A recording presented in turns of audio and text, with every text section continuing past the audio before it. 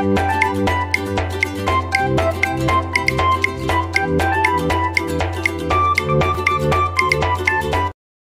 আলাইকুম। ট্রেডিশন কুকে আপনাদের সবাইকে স্বাগতম।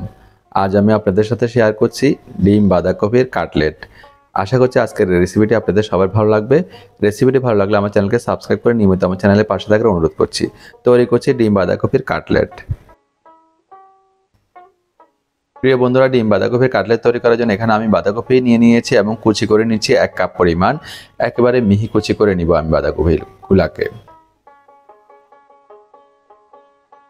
দেখতে পাচ্ছেন বন্ধুরা, আমি বাঁধাকপিগুলোকে মিহি কুচি করে নিয়ে একটি বলে রেখে দিয়েছি। এখন আমি পুদিনা পাতা নিয়ে নিয়েছি 1 চিমটি পরিমাণ, সেগুলোকে আমি মিহি কুচি করে নিব। পুদিনা পাতার একটি স্ট্রং ফ্লেভার আমরা পাবো আজকে। তো বাঁধাকপির বলে অ্যাড করে দিলাম। এরপর 1 চিমটি পরিমাণ ধনিয়া পাতা নিয়েছি, ধনিয়া পাতাকেও মিহি কুচি করে নিচ্ছি, সুন্দর একটা ফ্লেভার পাবো আমরা। এরপর মাঝারি সাইজে একটি দেশি পেঁয়াজ নিয়ে নিয়েছি, পেঁয়াজটাকে আমি মিহি কুচি করে নিচ্ছি। নিশ্চয়ই আপনারা দেখতে পাচ্ছেন বন্ধুরা।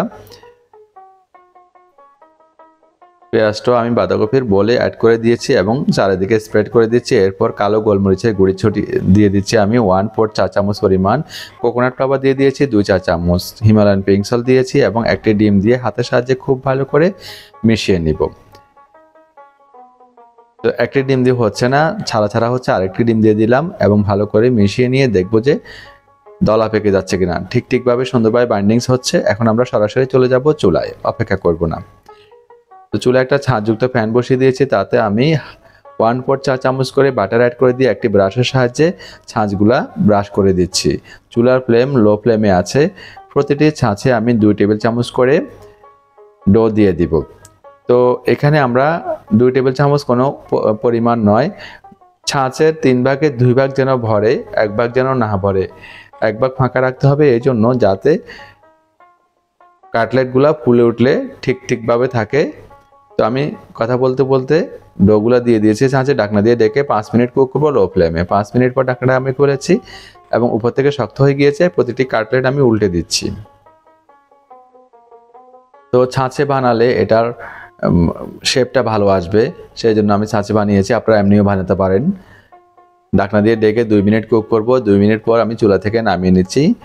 বন্ধুরা, অসাধারণ স্বাদের একটি কাটলেট তৈরি হয়ে গেল।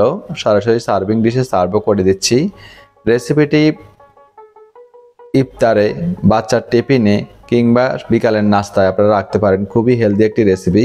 বাচ্চারা বড়রা ভীষণ পছন্দ করবে এবং সবাই আপনার প্রশংসা করবে। রেসিপিটি ভালো লাগলে আমার চ্যানেলকে সাবস্ক্রাইব করে নিয়মিত আমার চ্যানেলের পাশে থাকার অনুরোধ করছি। দেখুন এটা ভিতর থেকে কতটা দুর্দান্ত হয়েছে। খেতেও ভীষণ সুস্বাদু, ভীষণ হেলদি। অবশ্যই বাসায় ট্রাই করবেন, আর ট্রাই করে কমেন্টস করে জানাতে বলবেন না কেমন হয়েছে। তো আমি একটু খেয়ে নিচ্ছি। খেতে আপনাদের কাছ থেকে বিদায় নিচ্ছি। সবাই ভালো থাকবেন, সুস্থ থাকবেন। আল্লাহ হাফেজ।